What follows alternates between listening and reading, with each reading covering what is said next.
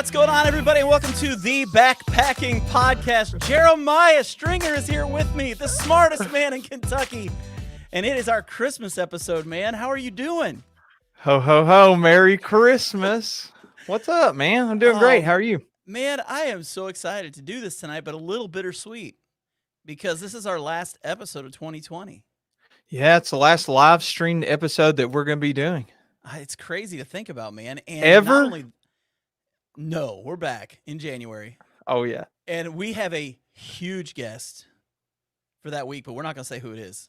We want to surprise some people. Top secret. We're going to surprise some people with that one. This is one of those ones that you just don't ever get to do, and we're going to get to do it. So I'm pretty excited about it.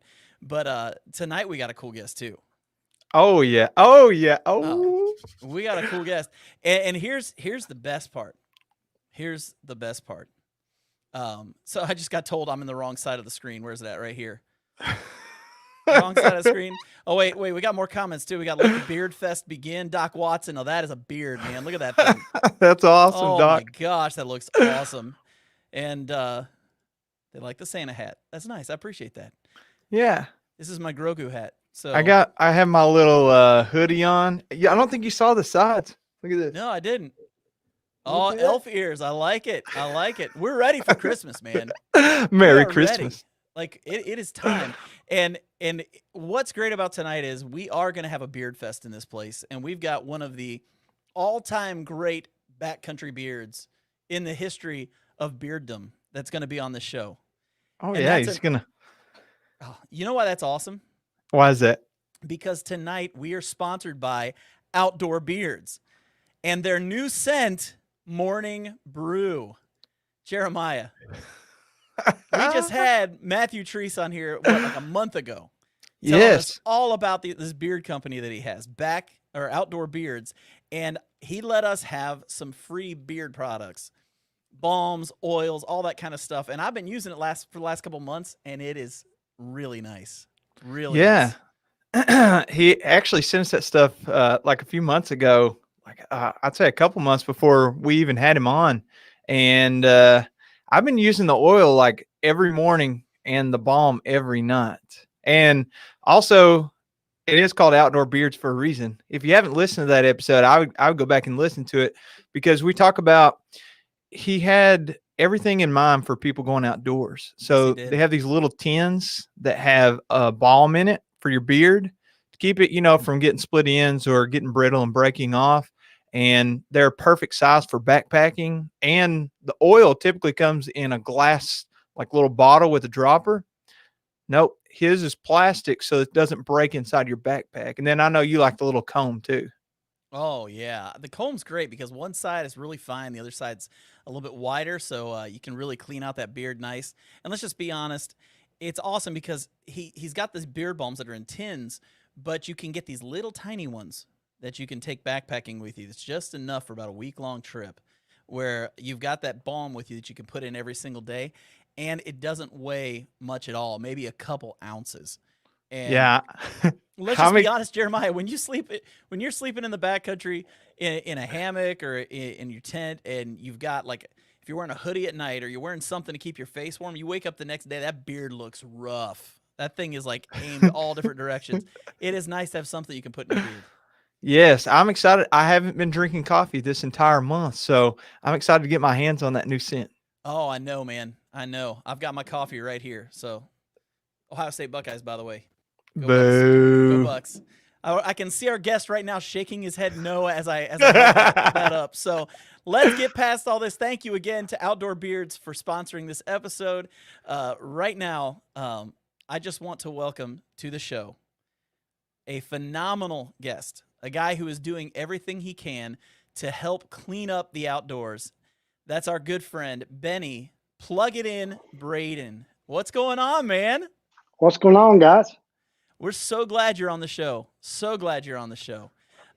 You have been in the midst. I got my coffee too. I love it. I love it. It's not Ohio State mug, is it? No. No. Coffee. Yeah, I was going to say you SEC guys aren't too crazy about us Buckeyes, are you? No. Wait, who's your team, Benny? Who is it? Gators. Oh, the Gators. Gators, And Florida actually, Gators. Urban Meyer used to be our coach. That's right. Which is another reason why Florida hates Ohio State so much. So Pretty much. pretty much. So Benny, why don't you tell us a little bit about by the way, I want to post this up here. I love my wife because she posted OHIO. Oh, You Rhea, know you why? married well when that happens. Just want to point that out. So oh, and one other comment, and these are going to happen all the time, Benny. We're going to have comments popping up all the time, but that's a fabulous beard right there. So Look at that, outdoor It's a lot of beards. work. from Outdoor It's a lot Beards. of work. Outdoorbeards.com. Nice. That's right. So okay, so let's ask a question here. You are passionate about Leave No Trace. Very much so. Passionate Very about much it. so. I mean, if you think about it, we all use public lands. We all use, our green spaces, parks, things of that nature to shoot some of our videos, take some of our pictures. Some Right. of us are making money at it, and I just feel like we need to be giving back. We're using those lands, so we need to be giving back in some way, somehow. And there's an influx of people coming to the outdoors right now. Most of them college age kids, and a lot of them they didn't grow up outdoors. They didn't grow up going to the parks and things like that. Going to the national parks. So when they go, they don't practice Leave No Trace. So I feel like somebody took the time to teach me years ago how to behave outdoors, how to understand my responsibilities once I go out there. I just feel like it's our turn to pass that along. And I don't want there to be any excuse. If you ever come to my social media, whether it's my YouTube channel, whether it's my Instagram or my Facebook, no excuse why you shouldn't know about Leave No Trace when you leave that channel, Oh, I because it's all 100%. over it. 100%. It's all over it. Trying to get you to understand the responsibilities that comes along with geotagging. Get you to try to think about the implications of what that may have on that particular ecosystem, all the extra traffic. So, oh no, it's just I feel like it's our in order to be good stewards, it's our duty to try to help educate. Yeah, I was gonna say I'm not somebody who grew up in the outdoors like everybody else. I'm now 46, and I didn't discover the outdoors really until I was about 40. And I remember getting out that first time and backpacking and being blown away with it, but then at the same time really confused because I was seeing trash all over the place and didn't understand it, because to me it just made sense that you wouldn't do that. But Mhm. apparently, like I've seen the photos you've taken, especially at Max Patch, Yeah, just people leaving entire tents. That yeah. blows. Man, I wonder That how much money these people have, because I I can't that's afford to leave a mostly. tent. I mean, that's mostly college kids. They're not doing it just at Max Patch. They're doing it at the Roan Highlands, Grandfather Mountain, Black Blossom. They're doing it all over the place, and essentially, they can't party on campus because of COVID. So they get kicked off campus. So they got to go somewhere. I mean, college kids has to party, and they just pick these green spaces, and they just get out there and they stop at Walmart on the way to Max Patch, pick up the cheapest tent they can pick up, the cheapest sleeping bag, and they go. They have their good time. I watched them pull 40-quart coolers up the mountain, and wagons full of firewood, and do their thing all the way up into the wee hours of the morning. And the next morning, they're so like hungover or drunk or whatever, their friends carry them off the mountain and just leave the stuff behind. Just the other day, a friend of mine pulled off, I think, 4 tents and 3 sleeping bags and a bunch of junk off Grassy Ridge. Wow. So it's happening everywhere, and it's unfortunate. It's sad, but it is what it is. I mean, if you look up the geotag Max Patch, since September, there's 11 different college fraternities represented on that Oh mountain, and wow. it's not uncommon to see 200 plus tents on top of that small mountain. Wow. Let's take a second, and for those who, like John was saying, may be new to the outdoors and have never heard of Leave No Trace. I mean, that is kind of a common sense slogan though, right? Leave no trace. Yeah. If people have never heard of it, I think it's important for us to mention just quickly what it is. And then I want to have a conversation with you all about this geotagging, because I don't think we've ever really talked a whole lot about that here. So first, Benny, do you want to share? I know it's in your Instagram bio. You always put on there, if you don't know what Leave No Trace is, just check out my bio and read through there. But can you give everybody a short explanation of what basically Leave No Trace is? Yeah, leave no traces. Basically, you want to leave it like you found it. You don't want to be trampling on, very sensitive vegetation. You want to hike and walk on hard surfaces, on sturdy surfaces. You don't want to be setting your tent up within a few feet of the water. You need to leave animals a way to get in and out to the water. Don't need to be pooping in the water or near the water. You need to be about 200 feet away from any streams or anything of that nature. And when you poop, you need to dig a cat hole at least 6 inches deep. Make your deposit, cover it up, and get out of there. Yep. And don't be doing it near campsites. Same thing goes for campsites. Stay away from campsites. You need to be prepared. Know what the weather's going to be. Know what your terrain is going to be, so that you're dressed properly. You got the right footwear. You got the right gear. All of that. You have a map. You know where you're going. You're not going to get lost. You have a communication device. Things of that nature. There's so much that goes in to just leave no trace. But the biggest thing is whatever you pack in, pack it out. And really, if you can sum up leave no trace, that's probably the best way I could sum that up. If you pack it in, you need to pack it out. And if you see something that someone else left, grab it, take it out with you. You can erase their trace. See, I like that. You did a good job of segueing right there. That was nice. I think you've done this before. But one of the things that we want to do tonight is we want to talk about Erase the Trace.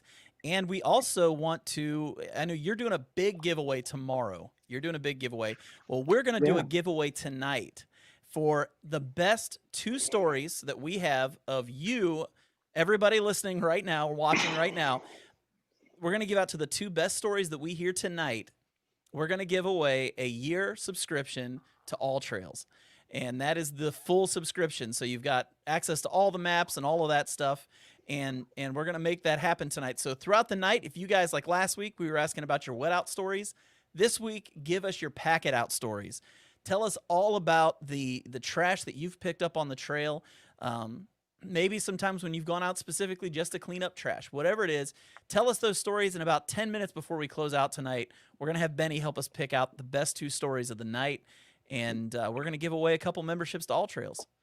So, yeah, that'd be the pro membership, which I like it. I already bought it. I've paid for it for the last 2 years. I love it. Yeah. So I want to talk to you guys about this whole geocaching. And the first time that, or geotagging rather, the first time that I heard of geotagging, which is basically like tagging a location, right? So you put it on your social media, you tag where you're at, and then other people can be like, oh, I want to check that out too. So it looks like it's not bad, but it causes some harm, especially heavy foot traffic. So the first time I heard of this was Serial Photog. His name is Adam, but his social media handle is Serial Photog. And he was talking about all these arches and all these waterfalls that he finds while he's on unofficial trails. He does a lot of things at Red River Gorge and just around Kentucky, and runs a Facebook page for, basically Kentucky arches and waterfalls.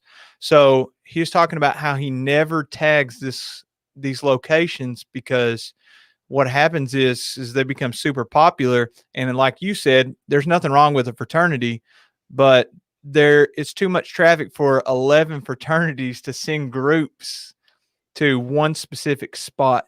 And then at some point, that spot will probably have to be closed off by whoever's in charge, the Forest Service or whoever, to let that recuperate. Yeah, without question, geotagging is playing a role in overcrowding of not just locations like Max Patch, but also like our national parks, like out west or even in the Smokies. Uh, just everybody's always geotagging of where they're at. Instagram, Facebook, all have this option where you can just click on, the location, and that gives the precise location of where that person's at. And and what makes that so bad is that you're giving everybody a roadmap right to where you're at. But that's not necessarily the bad thing. But the bad thing is that some people aren't educated and prepared for that responsibility. So they just go in thinking, oh, it's no big deal. I can just walk anywhere I want to walk. No trash bin, fine. I'll just throw my trash down. Somebody will pick it up. I'm sure this is a national park. They have people that pick trash up. Actually, most national parks, some national parks actually don't have people to pick up trash. With the Smokies in general, it's like a college thing that they kind of like. It's kind of like an internship kind of deal. College kids can come and get credit and things of that nature by doing just different work projects. And occasionally, the Smokies will have them pick up trash around the visitor centers and things like that. But usually on the side of the road, I don't know who picks that trash up other than just me. So You actually went on a rant about that yesterday on Instagram. I I did. actually watched that whole thing. I was pretty upset. Yeah, I could I don't tell. expect to get a Christmas card from the Smokies National Park anytime soon. But I just got upset because some of the trash I was finding was years old.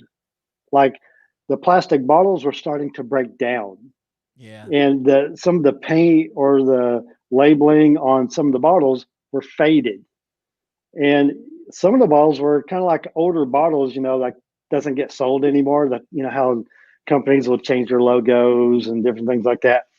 Some of it was the old logo stuff, and it just made me upset. We weren't just picking trash up just along the side of the road. I was going over the embankment and getting stuff that people were chucking out the window. And to me, that ends up in the watershed, so that counts too. That's litter, that's trash. It needs to be gotten out as well. And I just Yeah. don't think anybody is like giving a true effort, into getting some of that stuff off the road. So we only covered like zero point 0.6 miles of Newfound Gap Road near Newfound Gap, Wow. and we had a truckload of trash. That's I a mean, heavily trafficked area. that's the most popular area probably in the park. You're going right by Alum Cave and all that other stuff, which is a disaster in itself. Right, and I understand the Park Service is shorthanded. Um, I've got friends that are rangers there in the park, and I feel for those guys and girls. They're having it rough right now. They can't do a whole lot of stuff, because they're shorthanded. So they're not, doing the things that they typically would do. So they're not really writing citations and things of that nature because that takes up too much time and they've got to be so many different places. I had one person seen someone park over the white line, good part of the vehicles over the white line on Newfound Gap Road on US 441.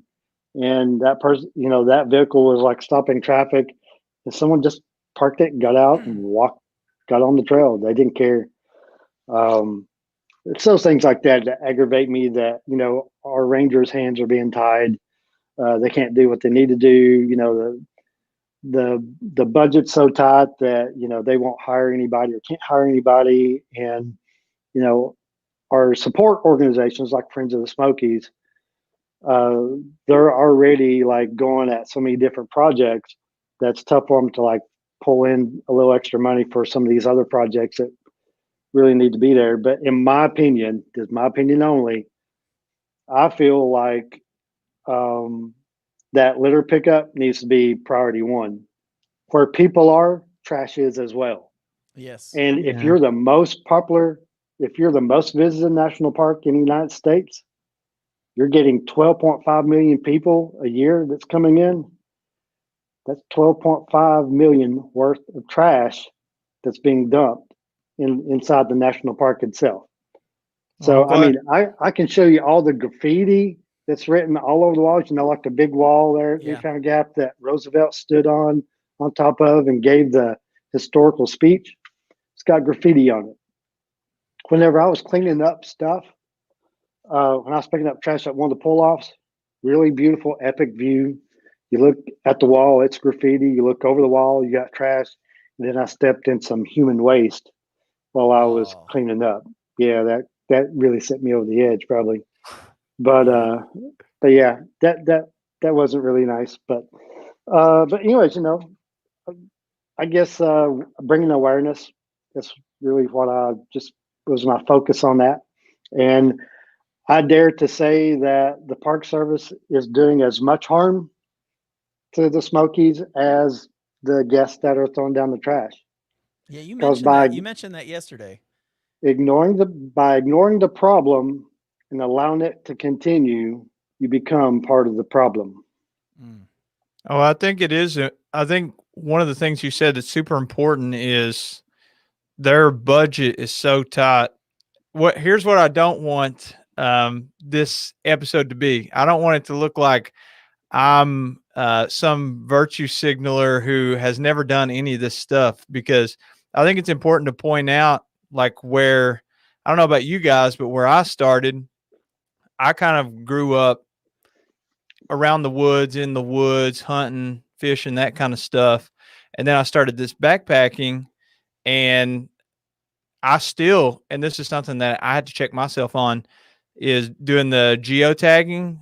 All kinds of stuff that I put on Instagram and Facebook has been tagged as the location of where it is. Now, if it's something like something I don't want people to know how to get to or something like that, stuff that's been taken off maps because it's dangerous or whatever, then I don't tag it.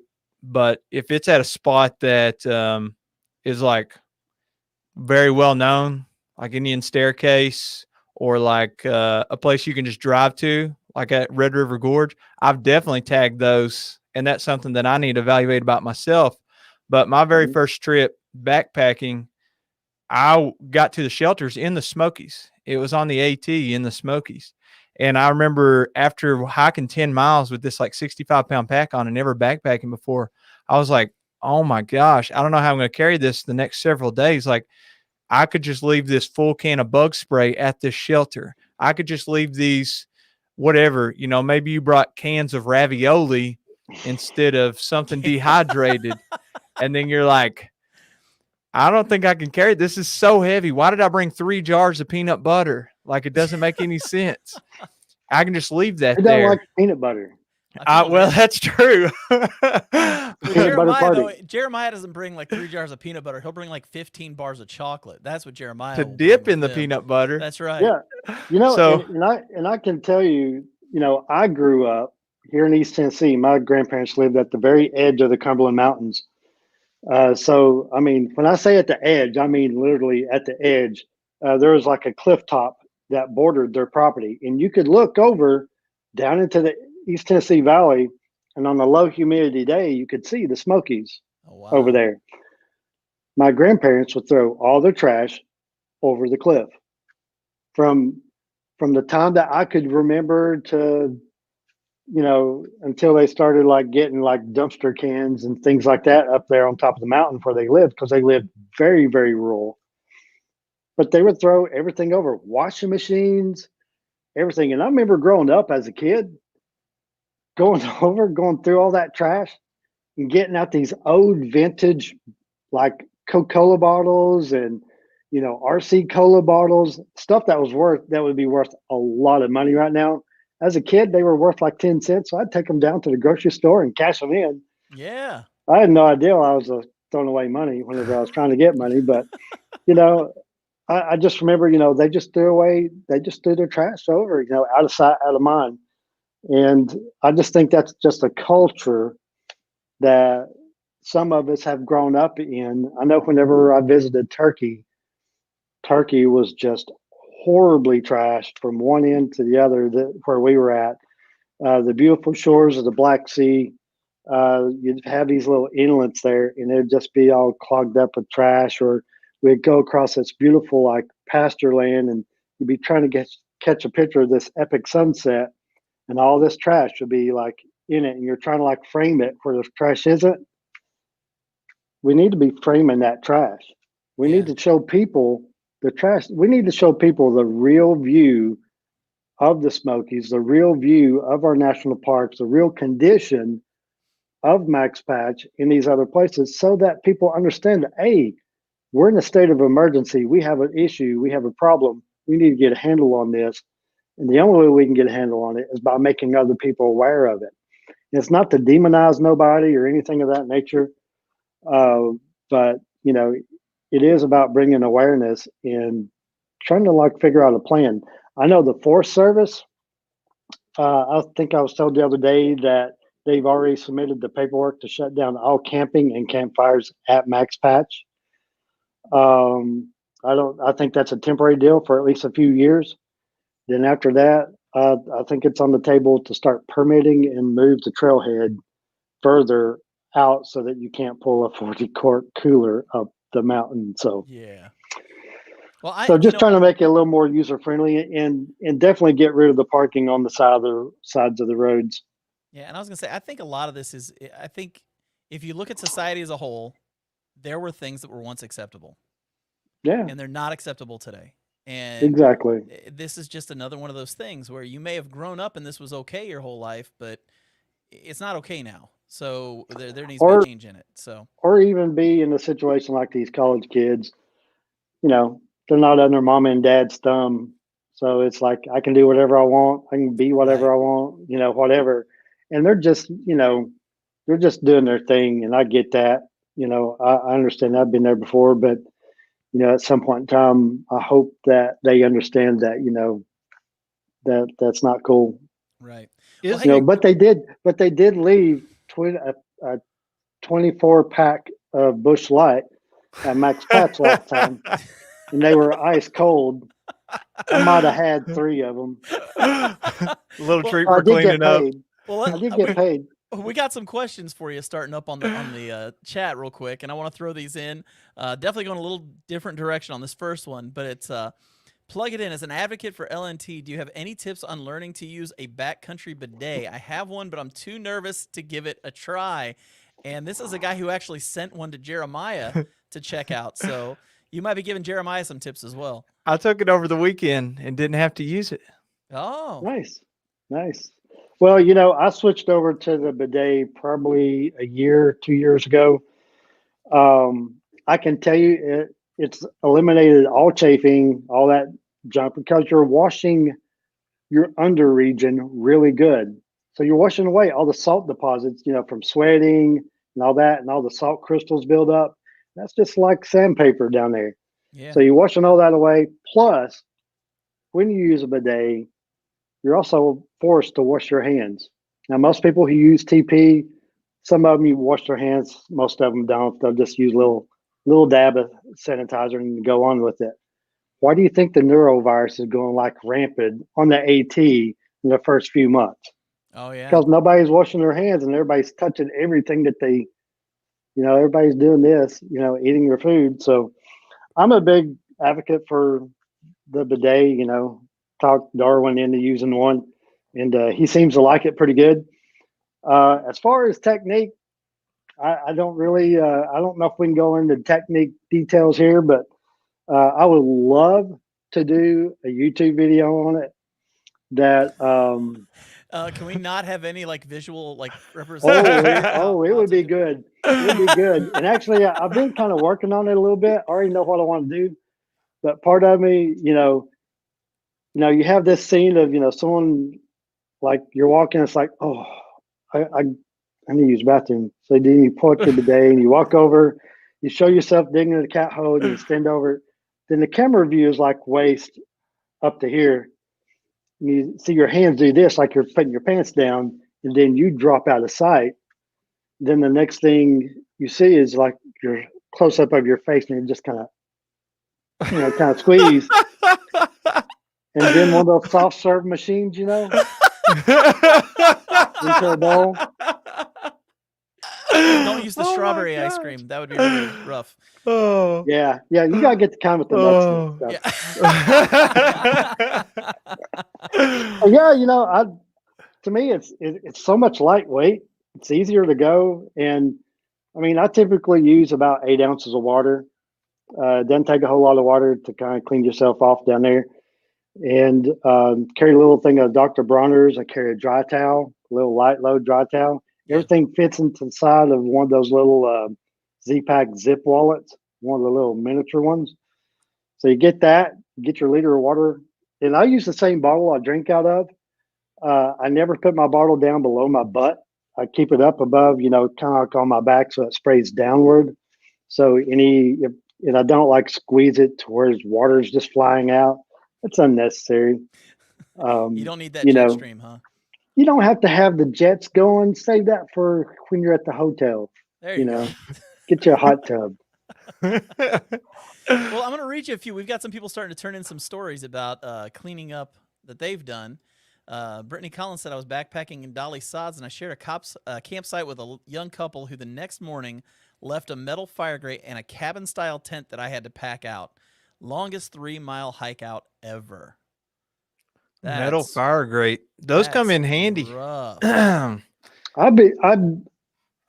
be everything I could do to keep from like wanting to chase those young campers down and Nancy Kerrigan, pulling the Nancy Kerrigan, take out their kneecap, whatever. Oh my God. Take a softball bat, just go to town. Wrap them up in the tent. I don't know. Oh my gosh. I don't know. That's frustrating for sure. I know it for a fact. Here's another one for us. I came across a 30-foot commercial fishing boat dumped off on the side of a forest road in my state forest. All identification were removed. Just ridiculous. So that was planned. Somebody knew they were going to do that, and they planned it. Yeah. Yeah, they knew they couldn't take it to probably a local dump without paying a fee for it. So they just dumped it off somewhere and saved them some money. Unfortunately, that happens. And hopefully it was a good boat and they could use it. Yeah. Ben McMillan just said, remind me to not watch that video on the big screen. It's going to be in high def. High definition. Yeah, and I'm going to tag everybody in it. So, I mean, you're forced to look at it. It shows up on your feed all the time. So it's coming. Gosh. It's on our way. Here's another one. We saw, it says, Mike saw a 40-year-old camper dropped and abandoned. Same thing, no VIN or license plates. Just dropped off in the woods. Yeah, unfortunately, it's situations where when people take something to like the county dump, they have to pay like a weight fee on it. So if it's like a camper or a boat or anything of that nature, they weigh that and they charge you so much for that. And just people being cheap, not doing the right thing. That's what you call a lack of integrity. Oh, yeah, absolutely. 100%. Here's another one.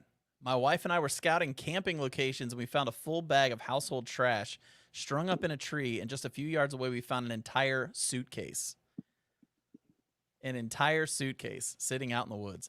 I do a lot of my trail that I love is the Sheltowee Trace. I love the trail. I always hike sections of it. And the section that always breaks my heart the most is near Cumberland Falls on the Sheltowee Trace. And as you walk that section, it is just there's children's 3-wheelers. It's stuff you can't just pack out. It's not like you can throw that on your back and just take off for the next 15 miles or whatever. There are campsites where there's just old trees left out and beat up, and paint cans. They're full-size like radio flyer wagons. I'm just trying to figure out why did you take it out there in the first place? Yeah. You know what always amazes me? Crazy. The watershed. Like people, yeah. I live on Lake Cumberland, and I was born and raised here, Lake Cumberland in Kentucky. And people always talk about how dirty the lake is. But there's something that we got to understand is like the watershed is big. So all these little inlets and all these little creeks and streams that are washing all this trash down are going into this lake. Yep. And so like where John is talking about, he's talking about trash up top. It's like pretty good ways above the river. So the river hasn't Mhm. been that high, but all along where the river is, you'll see it'll come up and cover trees. And in those trees, there'll be like tires and coolers and whatever the water is, while it's up washes down. It's crazy. Like the width, I guess would be a good way to describe it, of the watershed and how much stuff Yeah. just gets washed around. Yeah, Fontana Lake is that way too against the Smokies. It'll be just laced with everything from huge chunks of styrofoam to pieces of boats, pieces of just garbage, big 50-gallon drums. Here in Roane County, where I live, we have the Emery River that flows out of Morgan County. And when we have like a really nasty, um, like a nasty flood or something like that, I've actually seen huge propane tanks or natural gas tanks that people have on the outside of their houses in rural areas floating down the stream. Those giant silver ones? Yeah, big giant white ones or whatever, that people have Wow. sitting on the outside in their yard or whatever that they heat, use to heat with during the Yeah. wintertime. We'll see those floating down the river. Those That's aren't fun to catch insane. either. That That's is insane. crazy, man. That's going to take anything out that it crosses. Yeah, yeah. So usually we try to, our local rescue squad and law enforcement, things like that. They try to catch those pretty quick once they get inside of our county. But sometimes a few of them make it pretty far downstream without hitting anything. Wow. That's But yeah, crazy. unfortunately, you have that, just like with the Smokies and whatever, all that trash ends up in the watershed at some point in time. A heavy rain, a heavy flood washes it all down, and it ends up in our water. Long story short, it's just it's aggravating. I can tell you that, but all we can do is just keep trying to pick it up and get it out. The more we pick up, the less that ends up in our lakes. Yeah, 100%. Well, Benny, I want to change directions just a quick second here because you have been PTS free for how long now? Oh my goodness, I don't even know if I stopped counting at day 400 in the low 400s. Um, I know October 7th of this year was 365 days. So after that, it's all been pretty cool. Well, Man, I'll tell you what, congratulations. Yeah, that's yeah. incredible. I never thought I'd see that day. Never thought I'd be where I'm at today. But Much less do it in 2020. Like the I'm telling you, craziest year in history. I'm telling you, there are some times that really tested the limits whether I could actually do it or not. And even just getting started, a year ago, going to reboot recovery to start, understanding what I was dealing with, how to, control my responses and things like that, understanding the trauma, and then going through the divorce and right the following December and just going through all that. And it was just really bad. And I was able to make it through that. And I knew if I can make it through that, I can make it through anything. And it worked out, you know, my house is really peaceful now. So I really like that. And so it's just me and my daughter, and she's pretty cool. She's pretty much like my son. He was pretty chill whenever he was a little kid, which she's 15, Yeah. and so she's pretty good. But I did come close to having an episode when we went to Oceanside a few weeks ago actually. We went out there to visit my son. He's in the Marine Corps out there, and we went into Walmart, and of course everything's like crazy. It was like a normal day there was like Black Friday here. And she went in there because she was wanting to make like this huge meal for my son. And where was this Uh, at? Oceanside, California. California? Okay. Yeah, actually, a really pretty place. But we went into Walmart and she just froze. Like, I'm like, okay, you know what you need? Let's go find it. She's like, I don't know where nothing's at. And she just couldn't move. Oh no. And we sat there, and it was getting more and more and more people. And finally, I was like, I could feel it. I could feel it building up. Just her understanding, her locking down and just being like frozen, and not really being able to move, kind of deal. Kind of like anxiety or whatever. Really like put my senses on hyper awareness, and then I'm on the edge of like going into an episode. So fortunately, she decided to move, and we got to move, and everything kind of died down internally. But I was getting pretty close to the fight or flight stage, and but yeah, that was the only time I've really come like super close in the past year or so of going into an episode. My actual last episode was October 8th in 2019. Wow. So Well, yeah, that was congratulations, man. That's incredible. That's yeah, absolutely yeah, incredible. And yeah. That's nothing but God, man. That He's got all that. He gets all the credit for that one. It's not me. that's incredible. Yeah, Chris Rhodes just said, "What's up, guys? Just stumbled onto the chat. You're one fine man, Benny. Thanks for all your hard work, brother." Yeah, So, no Chris Well, good guy. yeah. And for those of you who are just now getting on here, we are giving away 2 pro memberships to All Trails at the end of the episode for the best 2 stories of going out into the woods and helping clean up and getting our public lands looking nice. And we got another story just popped up.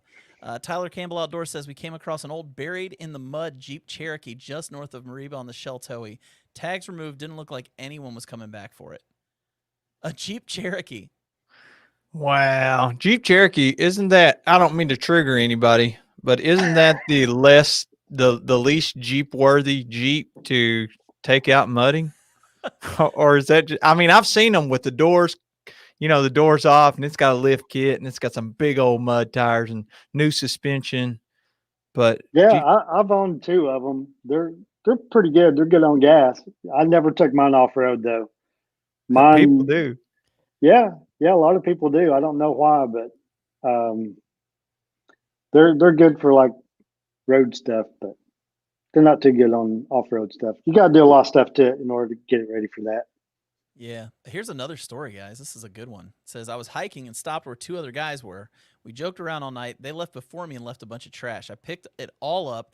This is the best part. I hiked extra long to catch up to them. When I found them, I took my pack off and dumped the trash on them. Gave them a long talk about leave no trace. The next morning, they made me breakfast and thanked me. Wow. That was That's a a roller contender, coaster. boys. That's a Hey, contender right there. I'll tell you right now. Me and another friend of mine, Serrana, that works for one of the state parks in North Carolina. We were at Max Patch doing a quick cleanup. Someone had hollered at me and said, "Hey, there's a tent here." So I went up to go get that. And she wasn't too far away. So she said, "Hey, I'll join you." So we went there. We're picking up trash in the parking lot. My hands are all cold. So I'm in my truck getting warm.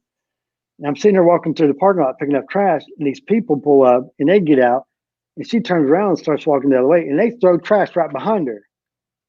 And I'm like, "Oh, heck no, you ain't." So I jump out and I run over to them. I'm like, "Hey, pick that up." I'm like, "We're working really hard to try to clean this place up." And the guy's like, "Oh, it's just banana peels. I figured they would just, rot or something like that." I said, "Do you see banana trees around here? Like, if some animals eat that, it will kill them." I Yeah. said, "And number one, you're bringing bears and things like that close to here. Do you want to have to deal with a bear when you get out of your car? Or do you want a bear in your car when you leave, when you come back to the vehicle? Like, don't do stuff like that." I said, "Pick it up, put it in my trash bag. I'll be glad to take it." But Yeah. they were like, they just thought everything would just rot on the ground immediately, no big deal. And they sat and watched her pick stuff up and walk away, and they was like throwing it. Wow. One of the saddest things is the bears, man. Like we've been kicked out of campgrounds before because the wildlife control has to come in and deal with the bear problem where people will feed them. They'll throw stuff on the ground before they go to bed. So whenever they get out of their camper in the morning, hopefully on their trail cam, they have a bear. The bears keep coming back, and they may get more aggressive, maybe not. And a lot of times what ends up happening is they have to either relocate them, or if they're aggressive, euthanize them. And Yeah.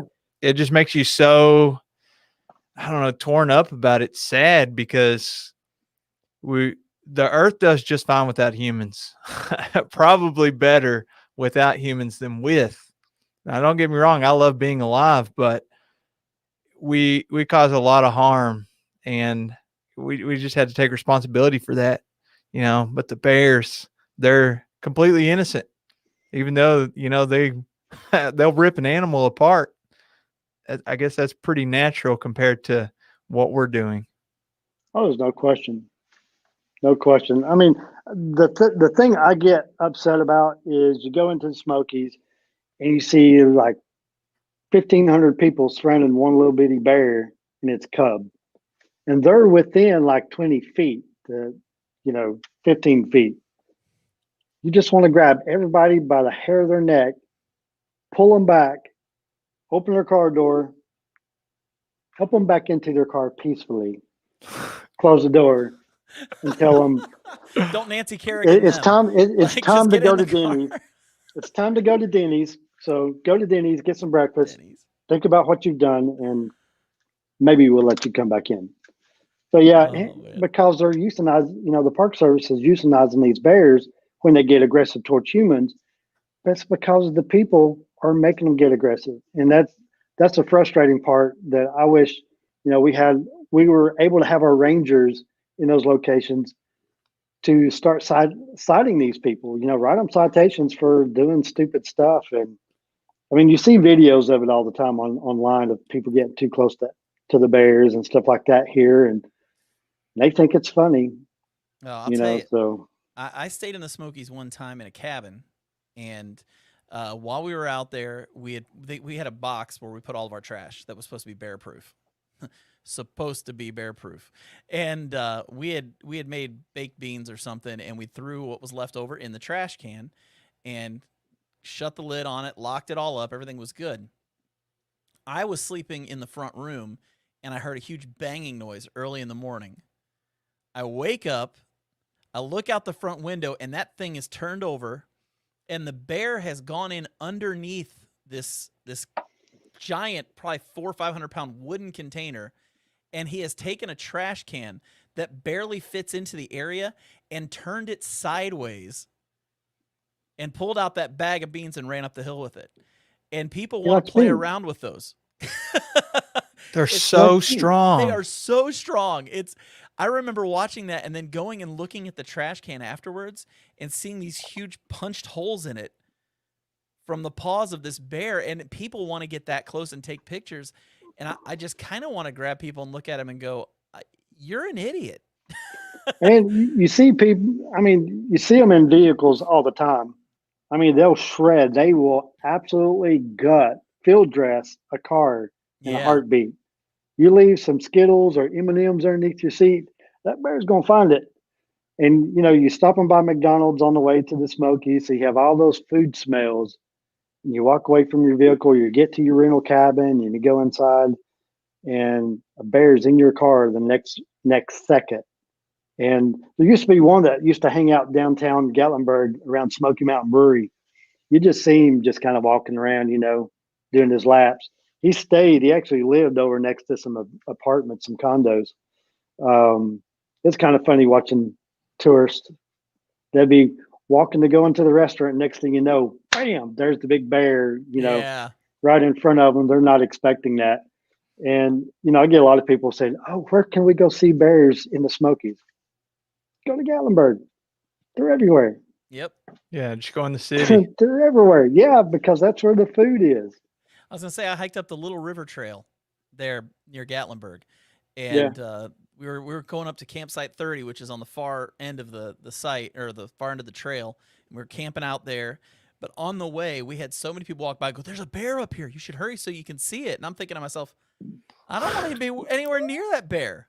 Like, what is wrong with you people? Like, it's not a zoo. Yeah, the other day on my way out of the Smokies, I got kind of stuck in a bear jam. People see bears on the side of the road, so they just lock them up. They don't care if they're parked in the middle of the road or not. They're just focused on the bear. So I'm like being like the ugly local, and I'm blowing my horn and everything, telling them to go because they're blocking traffic. But I mean, a lot of these bears are just being harassed by people, and they'll get out of their vehicles.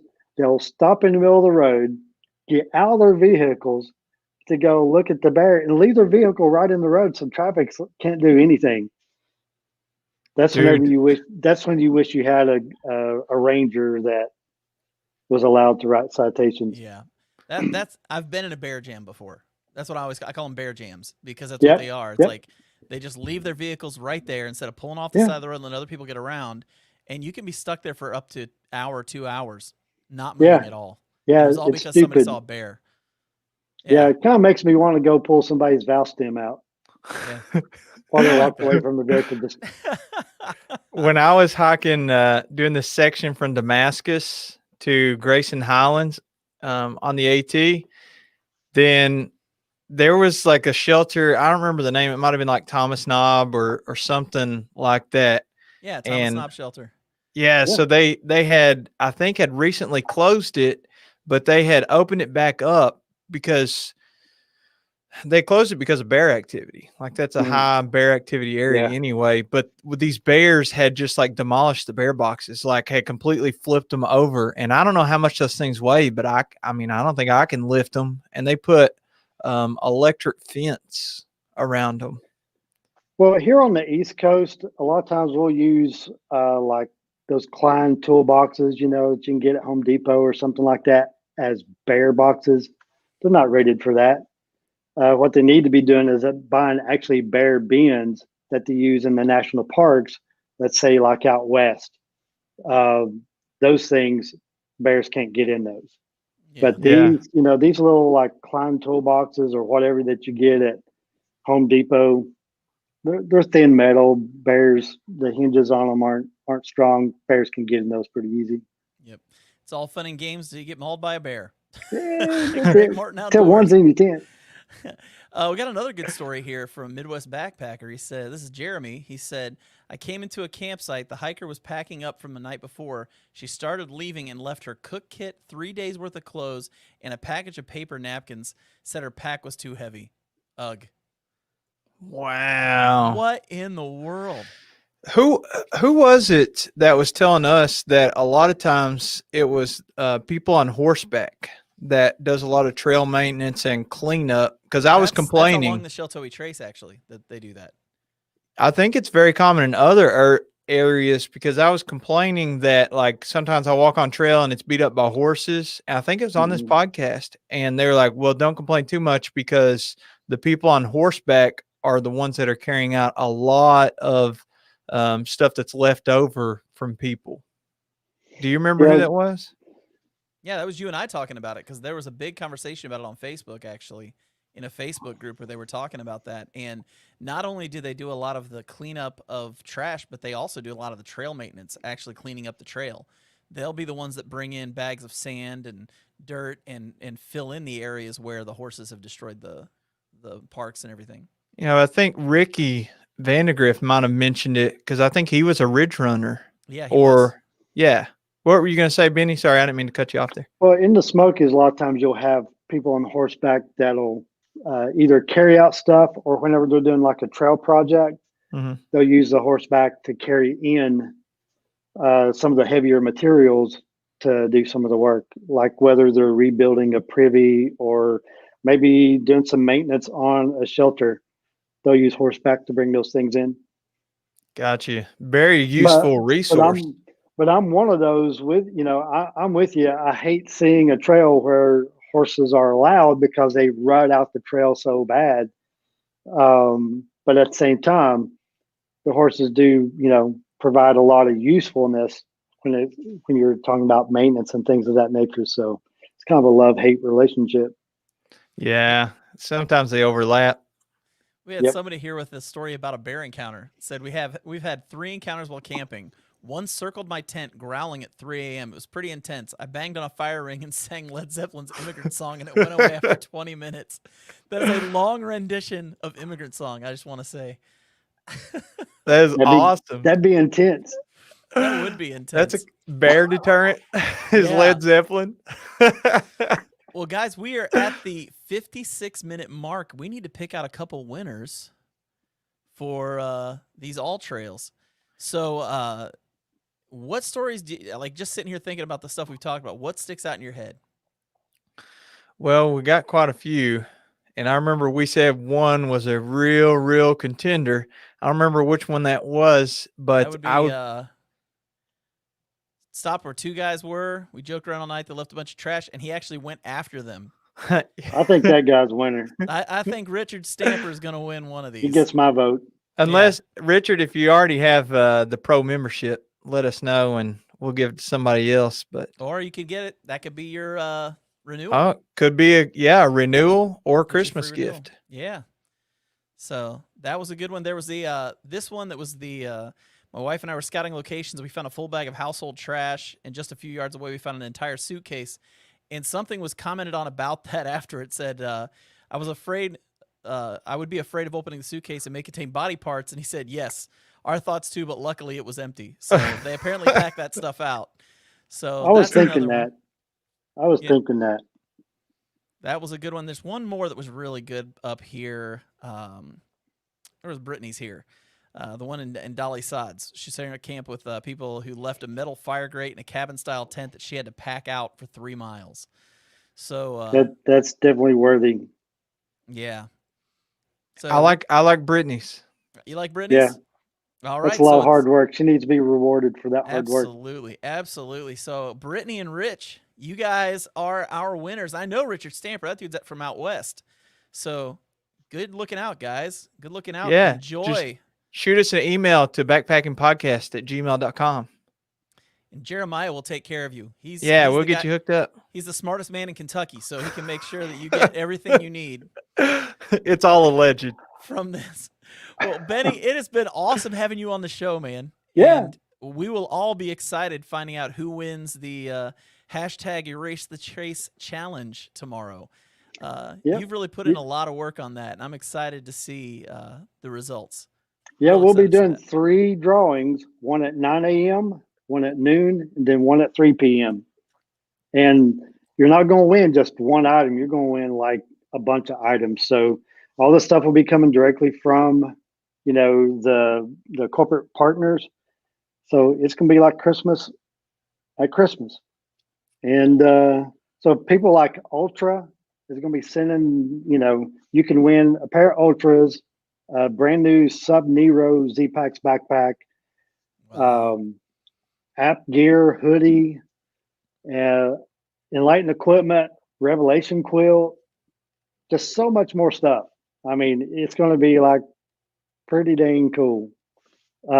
Just really, really humbled that a lot of these companies, wanted to partner on something like this. Sawyer is giving everybody a free filter, water filter. So it's pretty neat. And even with Ultra says, okay, you pick the model, you pick the color, you pick the size. If we have it in stock, it's yours. Wow.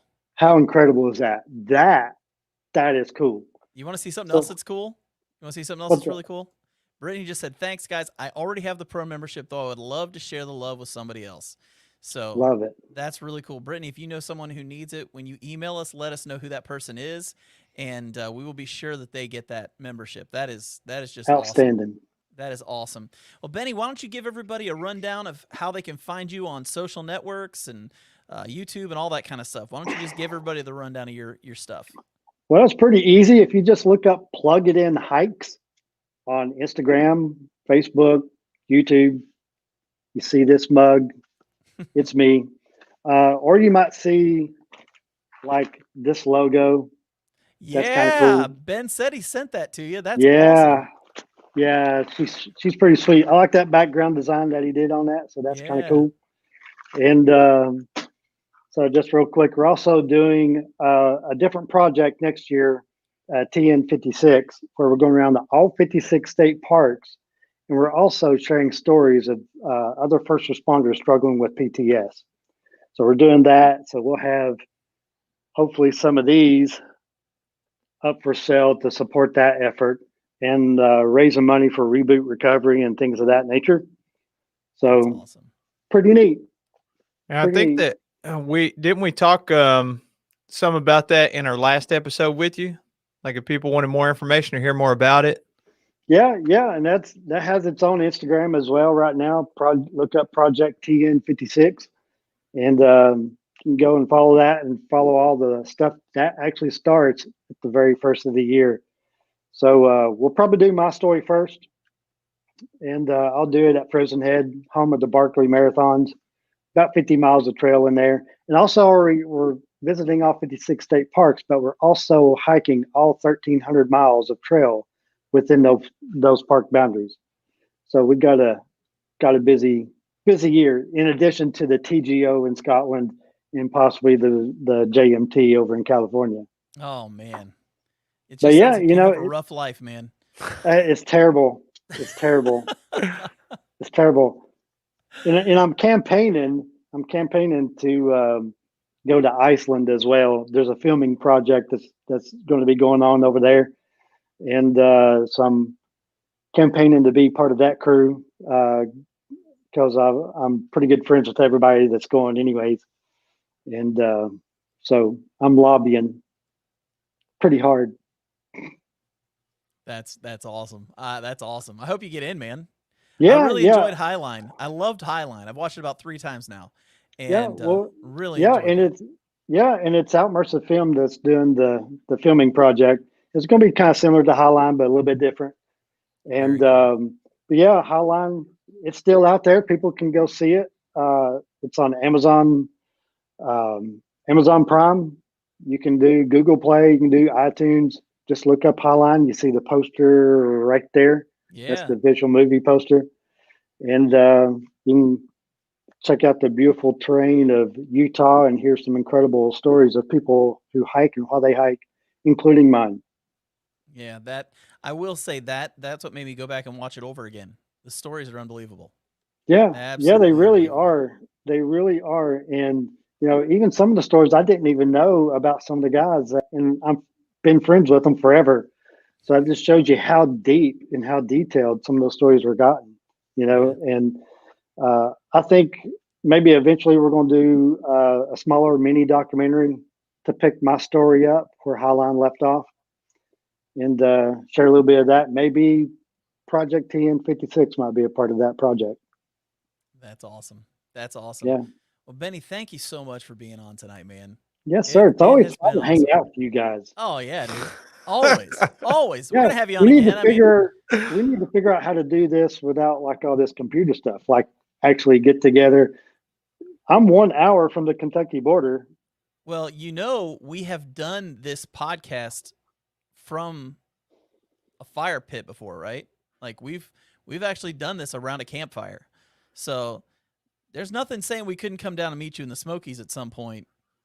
Just Or saying. we could do Big South Fork. That's like neutral territory. We It's on could do state that. border. Yeah, we could Yeah. do It'd be that. almost like the Georgia Florida football game, targeted on kind of like neutral turf on Oh the yeah. state line. I like that. I Let's like that. do it, man. I I'll think that needs to text you. happen. I we'll think that needs set to up happen. we'll set up a trip. Definitely. Yeah, Definitely. sounds good. Well, man, have a good one. Thank you for being on again. And if you want to hang out in the green room for just a little bit, we'll come back and talk to you here in just a couple Yep. of minutes. All right. Yep. We'll see you. Every time. Beautiful human being, man. Love having that man on this show. Love having Yes. him on the show. Well, Jeremiah, this is the last one of 2020.